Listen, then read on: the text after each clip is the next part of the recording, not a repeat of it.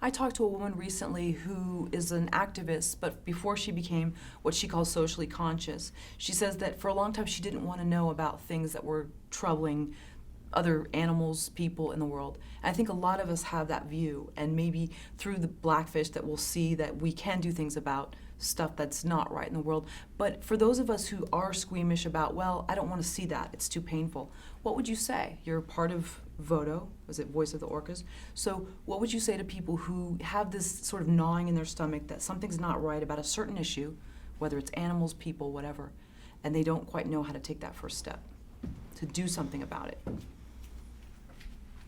I would say that we all went through dealing with that challenge even as trainers. We talk about it a lot amongst ourselves that there was a sort of cognitive dissonance even there because most of us really wanted to do that job and we're very excited to be doing that job, and yet we saw things that made us uncomfortable, like Carol was saying. And so in order to stay in the job, we had to not look at things that were actually happening or not really think them through. And so I think everybody goes through that process, but I think ultimately once you start seeing stuff, if you don't take the action, you will. It's going to keep gnawing at you until you do something about it. And there's some simple steps that you can do, and we have them outlined on our website at Voice of the Orcas.